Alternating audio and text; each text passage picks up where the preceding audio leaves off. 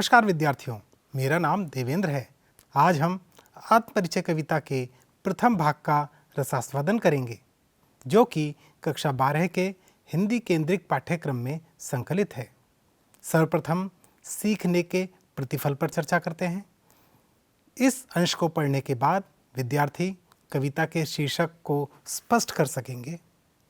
हरिवंश राय बच्चन के जीवन परिचय व साहित्यिक परिचय से परिचित हो सकेंगे। कविता में आए नए शब्दों के अर्थ समझकर उनका विचारों की अभिव्यक्ति में प्रयोग कर सकेंगे। कविता काव्य पंक्तियों का अर्थ स्पष्ट कर सकेंगे। काव्य पंक्तियों के भाव पक्ष पर टिप्पणी कर सकेंगे। कविता के सौंदर्य स्थलों का उल्लेख कर सकेंगे। आत्म परिचय से सामान्यतः तात्पर्य होता है अपना स्वयं का परिचय देना, जिसमें अपना नाम, आयु, रुचि, अरुचि को सम्मिलित किया जा सकता है। प्रस्तुत कविता में कवि संसार के साथ अपने प्रत्यक्ष एवं परोक्ष संबंध का वर्णन करते हैं। संसार के साथ अपने प्रीति एवं कलह के संबंध को स्पष्ट करते हैं। आइए सर्वप्रथम आत्मपरिचय कविता के कवि श्री हरिवंश राय बच्चन जी के जीवन परिचय को जान लेते हैं। हरिवंश राय बच्चन जी का जन्म 27 नवंबर 1907 ईस्वी में इलाहाबाद अर्थात प्रयागराज में हुआ था।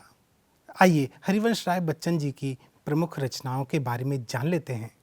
मधुशाला, मधुबाला, मधुकलश, निशा निमंत्रण, एकांत संगीत, आकुल अंतर, मिलनयामिनी, सतरंगिणी, आरती और अंगारे, नए पुराने झरोखे, टूटी फूटी कड़ियाँ, काव्य संग्रह हैं ये।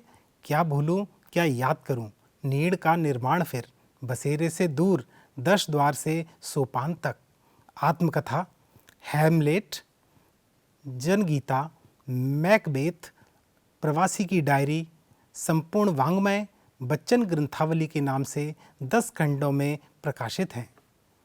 हरिवंश राय बच्चन जी का निधन 18 जनवरी 2003 मुंबई में हुआ था। प्रत्येक कवि या रचनाकार की रचना संबंधी विशेष शैली होती है, जिसका प्रभाव उनकी रचनाओं में स्पष्टतः देखा जा सकता है। आइए देखते हैं कवि हरिवंश राय बच्चन जी की रचनात्मक प्रतिभा की एक झलक। कवि परिचय पर विशेष हम बात कर सकते हैं उनके बारे में। उनकी कविताओं में सीधी सादी जीवंत भाषा और संवेदनसिक्त गेय शैली में जीवन की अनुभूतियों की ईमानदार अभिव्यक्ति है। बच्चन जी हालावादी कवि के रूप में प्रसिद्ध थे। मुख्य रूप से मौज मस्ती, उमंग एवं उल्लास के कवि थे। फारसी कवि उमर खय्याम से प्रभावित थे। उन्होंने कविता के घूंट को जीवन का घूंट माना, जिसे सहज भाव से स्वीकार कर एक के बहाने सारी दुनिया से प्रेम का संदेश दिया है। उन्होंने कहानी, नाटक, डायरी आदि के साथ बेहतरीन आत्मकथा भी लिखी है। आइए कविता की पाठ्यवस्तु को समग्रता के साथ समझते हैं, जो सार रूप में आपके समक्ष प्रस्तुत है। आत्मपरिचय पाठ्यवस्तु का सार। कवि अपना परिचय देते हुए लगातार दुनिया से अपने द्वंद्वात्मक और प्रीति कलह के संबंधों को प्रकट करते हैं। कवि अपनी सामाजिक जिम्मेदारियों के बावजूद जीवन में प्यार को महत्व देते हैं। उनकी प्रेमिका ने उनमें प्रेम की झनकार उत्पन्न कर दी है। कवि प्रेम रूपी मदिरा को पीते हैं। वह संसार में प्रेम बढ़ाना चाहते हैं। इसके लिए संसार की निंदा की परवाह नहीं करते हैं। वह कविता में अपने भावों को प्रकट करते हैं और संसार की झूठी प्रशंसा नहीं करते। कवि प्रेम रहित अधूरे संसार को हृदय के कोमल विचारों व भावों का उपहार देना चाहते हैं और प्रेम से भरे सपनों के संसार में रहना चाहते हैं। कवि के व्यक्तित्व में दीवानगी है। वह सुख दुख दोनों में मस्त रहते हैं और प्रेम द्वारा संसार रूपी सागर को पार करने का संदेश देते हैं। कवि का मानना है कि उनका जीवन विरुद्धों का सामंजस्य है। जैसे उन्मादों में अवसाद, कवि बाहर से खुश व अंदर से दुखी है। आइए अब कविता को विस्तार से समझें और कविता का आनंद प्राप्त करें। प्रथम काव्यांश, मैं जग जीवन का भार लिए फिरता हूँ, फिर भी जीवन में प्यार लिए फिरता हूँ। कर दिया किसी ने झंकृत जिनको छूकर, मैं सांसों के दो तार लिए फिरता हूँ। जग जीवन का भार अर्थात सामाजिक दायित्वों के प्रति सचेत। झंकृत अर्थात तारों के बजने से निकला स्वर अर्थात झनकार। कवि हरिवंश राय बच्चन कहते हैं कि मैं अपने सामाजिक दायित्वों और सांसारिक जिम्मेदारियों के प्रति सचेत हूँ और उन्हें निभा रहा हूँ। इन जिम्मेदारियों के बावजूद भी अपने हृदय व जीवन में मैं प्रेम लिए घूम रहा हूँ। किसी ने मेरी सांसों में प्रेम की झनकार उत्पन्न कर दी है और मैं सांसों रूपी दो तारों को लिए इस संसार में घूम रहा हूँ। आइए अब अगले काव्यांश की तरफ बढ़ते हैं। मैं स्नेह सुरा का पान किया करता हूँ, मैं कभी न जग का ध्यान किया करता हूँ। जग पूछ रहा उनको जो जग की गाते, मैं अपने मन का गान किया करता हूँ। आइए इन नवीन शब्दों का अर्थ समझ लेते हैं। स्नेह सुरा अर्थात प्रेम रूपी नशा, ध्यान करना अर्थात परवाह करना, गाते यानी प्रशंसा करते। कवि कहते हैं कि मैंने प्रेम रूपी मदिरा अर्थात शराब को पी लिया है और मैं उसमें मस्त हूँ। वह कहते हैं कि संसार के लोग उनके प्रेम के बारे में क्या कहते हैं वह उसकी परवाह नहीं करते हैं। दुनिया को प्रशंसा प्रिय है, इसलिए संसार के लोग उसकी प्रशंसा करते रहते हैं। जो संसार की झूठी प्रशंसा करता है, लेकिन कवि कहते हैं कि वह इन सबसे अलग अपने मन के भावों को कविता में प्रकट करते हैं। कविता में शिल्प सौंदर्य का बड़ा महत्व है। कविता में प्रयुक्त भाषा, छंद, अलंकार, शैली आदि से ही काव्य के शिल्प सौंदर्य में वृद्धि होती है। आइए देखते हैं आत्मपरिचय कविता के प्रस्तुत काव्यांश में शिल्प सौंदर्य किस प्रकार उभरकर हमारे सामने आता है। भाषा, खड़ी बोली हिंदी का प्रयोग, तत्सम शब्दों का अधिक प्रयोग जैसे झंकृत, स्नेहसुरा। यदि हम अलंकार की चर्चा करें तो इस अंश में अनुप्रास अलंकार के कुछ उदाहरण देखे जा सकते हैं, जैसे जग जीवन, किया करता, जो जग। एक ही वर्ण से बने शब्दों की आवृत्ति यहाँ हो रही है, इसीलिए यहाँ अनुप्रास अलंकार है। रूपक अलंकार स्नेहसुरा, प्रेम रूपी मदिरा, शराब यानी नशा। अन्य बिंदु के रूप में हम कह सकते हैं इस अंश में आत्मकथात्मक शैली का उपयोग हुआ है। आइए अब कविता के तीसरे और चौथे काव्यांश का आनंद लें और काव्यांश के अर्थ को आत्मसात करें। मैं निज उर के उद्गार लिए फिरता हूँ, मैं निज उर के उपहार लिए फिरता हूँ। है यह अपूर्ण संसार न मुझको भाता, मैं स्वप्नों का संसार लिए फिरता हूँ। आइए इस अंश में आए नवीन शब्दों पर चर्चा करें। निज अर्थात अपना या अपने, उर यानी हृदय, उद्गार अर्थात विचार, भाता यानी अच्छा लगता। कवि कहते हैं कि मैं अपने हृदय के उद्गार अर्थात कोमल व प्रेम से भरे विचार लिए संसार में घूम रहा हूँ और मेरे हृदय के कोमल भाव व प्रेम से भरे विचार मैं संसार को उपहार के रूप में देना चाहता हूँ। प्रेम की कमी के कारण कवि को यह संसार अधूरा लगता है और अच्छा नहीं लगता। कवि ने अपने कोमल भावों के द्वारा प्रेम से भरे एक स्वप्निल संसार की रचना की है। कवि कहते हैं कि वह अपने प्रेम से भरे सपनों का संसार लिए घूम रहे हैं। आइए अगले काव्यांश की ओर बढ़ते हैं। मैं जला हृदय में अग्नि दहा करता हूँ, सुख दुख दोनों में मग्न रहा करता हूँ। जग भव सागर तरने को नाव बनाए, मैं भव मौजों पर मस्त बहा करता हूँ। आइए इन नवीन शब्दों पर चर्चा कर लेते हैं। दहा अर्थात जला, मग्न यानी डूबा, भवसागर संसार रूपी सागर अर्थात समुद्र, नाव यानी उपाय साधन, मौजों यानी लहरों। कवि कहते हैं कि मैं हृदय में प्रेम की आग जलाकर खुद उसमें जल रहा हूँ। वह प्रेमिका की यादों व प्रेम के कारण सुख दुख दोनों में मस्त बने रहते हैं। कवि कहते हैं कि संसार के लोग संसार रूपी सागर को पार करने के लिए तरह तरह के उपाय करते हैं, परंतु मैं संसार रूपी सागर की लहरों अर्थात सुख दुख पर मस्त होकर बहता रहता हूँ। आइए देखते हैं कविता के इस काव्यांश में शिल्प सौंदर्य किस प्रकार उभर कर हमारे सामने आता है, जो कवि की प्रतिभा व विद्वता का परिचायक है। शिल्प सौंदर्य। भाषा खड़ी बोली हिंदी का प्रयोग इस अंश में हुआ है। तत्सम शब्दों का अधिक प्रयोग जैसे अपूर्ण, स्वप्नों, हृदय। अलंकार की यदि हम बात करें, अतिशयोक्ति अलंकार का प्रयोग यहाँ देखने को मिलता है।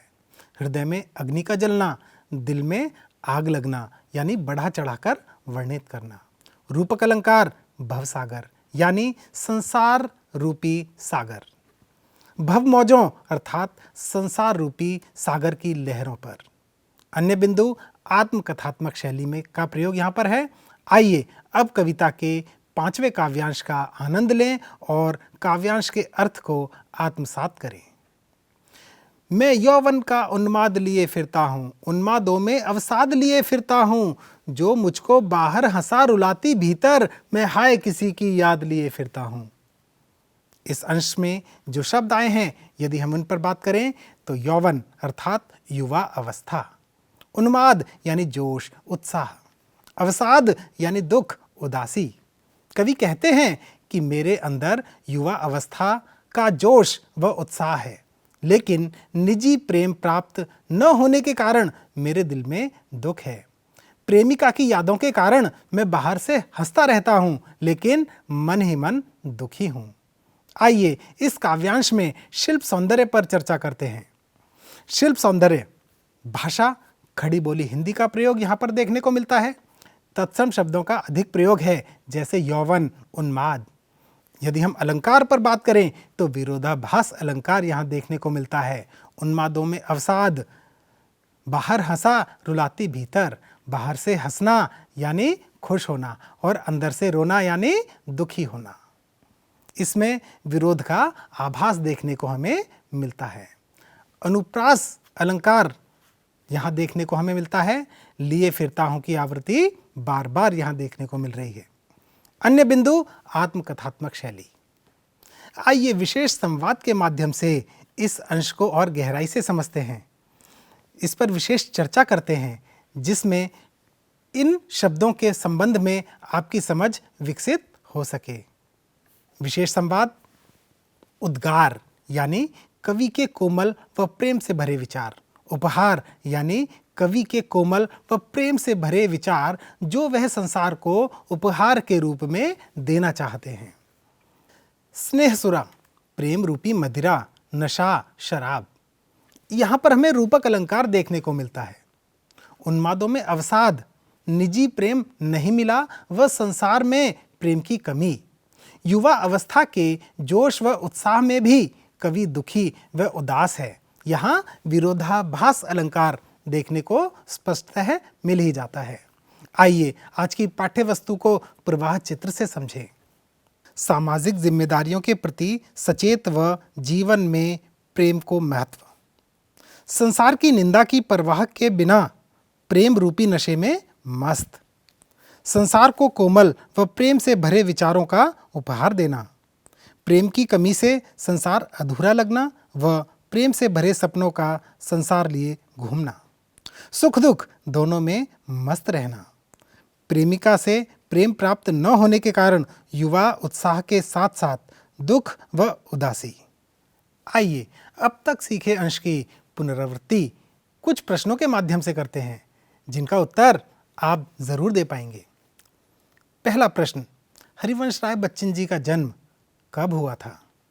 क 25 नवंबर 1907, ख 27 नवंबर 1907, ग 29 नवंबर 1907 या घ 14 नवंबर 1907। दूसरा प्रश्न, संसार के साथ कवि का संबंध किस प्रकार का है? क प्रीति कलह का, ख प्रेम का, ग कलह का या घ द्वेष का। तीसरा प्रश्न, स्नेह सुरा में कौन सा अलंकार है? क उपमा अलंकार है या ख मानवीकरण अलंकार है या ग रूपक अलंकार है या घ अनुप्रास अलंकार है। चलिए चौथे प्रश्न को भी देखते हैं। कवि किसका गान करते हैं? क संसार का, ख अपने मन का, ग ईश्वर का या घ कविता का। पांचवा प्रश्न, आत्मपरिचय कविता किस शैली में लिखी गई है? क वर्णनात्मक शैली, ख व्यंग्यात्मक शैली, ग साहित्यिक शैली या घ आत्मकथात्मक शैली। छठा प्रश्न, उन्मादों में अवसाद में कौन सा अलंकार है? क उपमा अलंकार, ख मानवीकरण अलंकार, ग रूपक अलंकार या घ विरोधाभास अलंकार। मुझे आशा है पुनरावर्ती प्रश्नों पर आपने विचार किया होगा। अब एक एक प्रश्न के उत्तर पर चर्चा कर लेते हैं। पहला प्रश्न था, हरिवंश राय बच्चन जी का जन्म कब हुआ था? तो हरिवंश राय जी का जन्म था, ख ऑप्शन इसमें सही रहेगा, 27 नवंबर 1907। दूसरा प्रश्न, संसार के साथ कवि का संबंध किस प्रकार का है? क प्रीति कलह का संबंध है। तीसरा प्रश्न, स्नेह सुरा में कौन सा अलंकार है? तो इस यहाँ पर रूपक अलंकार है। प्रश्न 4, कवि किसका गान करते हैं? इसका उत्तर है ख अपने मन का गान करते हैं। प्रश्न नंबर 5, आत्मपरिचय कविता किस शैली में लिखी गई है? आपने देखा, इसका उत्तर है घ आत्मकथात्मक शैली। प्रश्न नंबर 6, उन्मादों में अवसाद में कौन सा अलंकार है? तो इसमें विरोधाभास अलंकार है। आइए अब काव्यांश पर आधारित गृह कार्य करें। गृह कार्य के रूप में पहला प्रश्न है, कवि एक ओर जग जीवन का भार लिए फिरता हूँ तो दूसरी ओर मैं कभी न जग का ध्यान किया करता हूँ कहते हैं। विपरीत से लगने वाले इन कथनों का आशय स्पष्ट कीजिए। दूसरा प्रश्न है, स्नेह सुरा में प्रयुक्त अलंकार और अर्थ को स्पष्ट कीजिए। तीसरा प्रश्न, कवि को संसार अपूर्ण क्यों लगता है? चौथा प्रश्न, उन्मादों में अवसाद का अर्थ स्पष्ट कीजिए।